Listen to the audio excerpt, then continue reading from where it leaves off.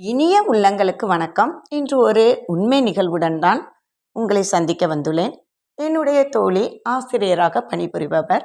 அவர் ஒரு training attend பண்ணுவதற்காக அன்று கிளம்புகிறார். அன்று சரியான மழை, காற்று. அவர் செல்லும் வழியெல்லாம் வெறும் சேரும் தனியுமாக கிடக்கிறது. திடீரென்று ஒரு பஸ் அவர்கள் மீது சேற்றை வாரி இறைத்துவிட்டு சென்று விட்டது. உடை முழுவதும் சேராக மாறிவிட்டது.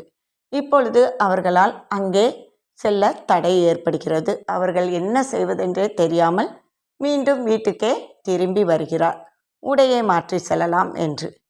வீட்டின் கதவை திறந்து பார்த்தால் ஒரே கேஸ் ஸ்மெல். அவர்களுக்கு என்னவென்றே புரியவில்லை. கிச்சனுக்குள் ஓடி வருகிறார். அதில் ஒரு பர்னரின் உடைய சுவிட்ச் ஆனில் இருக்குது. வேகமாக போய் அதை ஆஃப் பண்ணுறாங்க. அப்புறம் ஜன்னல் கதவு எல்லாத்தையும் திறந்து விடுறாங்க. இப்பொழுது தான் அவர்களுக்கு தோன்றுகிறது, ஆம், நமக்கு ஏற்பட்ட தடங்கள் எவ்வளவு பெரிய நன்மையாக முடிந்துவிட்டது என்று.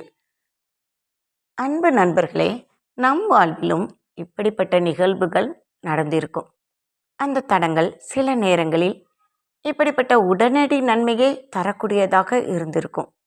சில தடங்கல்கள் நீண்ட நாட்கள், ஏன் பல வருடங்களுக்கு பின் நன்மை தருவதாகவும் இருந்திருக்கும். ஃபார் எக்ஸாம்பிள், படித்து முடித்து வேலை வாய்ப்புக்காக ஒரு இன்டர்வியூ அட்டன் பண்ண போயிருப்பீர்கள். ஆனால் ஏதோ ஒரு சிறு தடங்களால் அதனை அட்டன் பண்ண முடியாமல் போயிருக்கலாம். அதன் பின் அதைவிட பெட்டரான ஒரு வேலை உங்களுக்கு கிடைத்து உங்கள் வாழ்க்கை இன்னும் சிறப்பாக அமைந்திருக்கும். உங்கள் வாழ்க்கை புத்தகத்தை புரட்டி பாருங்கள். தடங்கல்கள் எல்லாம் நன்மையாக மாறிய நிகழ்வுகள் நிறைய இருக்கும். தடங்களை கண்டு தயங்கி நின்று விடாதீர்கள். தடங்களும் நன்மைக்கே என்று தடை தாண்டி வீறு நடை போடுவோம். வெற்றி நிச்சயம். வாழ்க்கை நிக்கட்டும். நன்றி. மீண்டும் சந்திப்போம்.